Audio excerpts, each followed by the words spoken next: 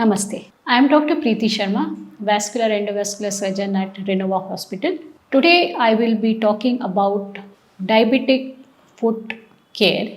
India has unfortunately become the capital for diabetes in the entire world, and diabetes is now more like an epidemic. Every second person I come across is suffering from sugar level issues. So it is very important for us to know what is foot care, because prevention is always better than cure. And every 16 to 15 minutes, one patient with diabetes is losing his her limb. That is a very scary data which has come out. So what is important is we protect our feet, and if we have any problems related to feet, we treat them at the right time, because time is tissue, especially for diabetic patients. Any patient who is diabetic has history of previous ulcers, has neuropathy, means is not able to feel the ground properly. Common complaints patient tell is slipping of footwear, slipping of chappals because of neuropathy, has decreased blood supply because of diabetes, has different shape of the foot, a flat foot or some varus or valgus deformity of the foot, staying alone, elderly, decreased vision, all of this are prone to form a foot ulcer. So what are the do's and don'ts? Very important, we have to inspect our feet every day to see if there is any area of redness, black, blue, blister. If you are staying alone, then use a mirror to see the outer border of your foot. Keep the foot skin soft. Put some moisturizer, Vaseline or coconut oil on the entire foot, but do not put it in between the toes.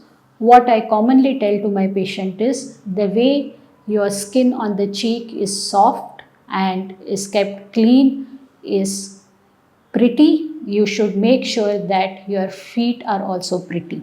No bathroom surgeries.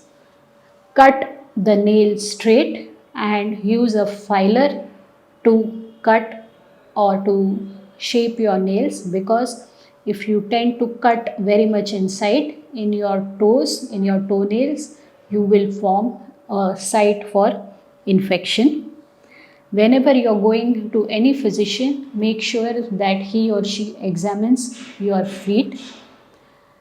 Do not wear slippers or chappals, especially which have straps in between the toes.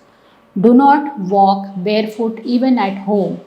25% of diabetics end up having some trivial injury at home, which gradually progresses because of neuropathy, goes unnoticed, and patient ends up losing that toe or foot or leg.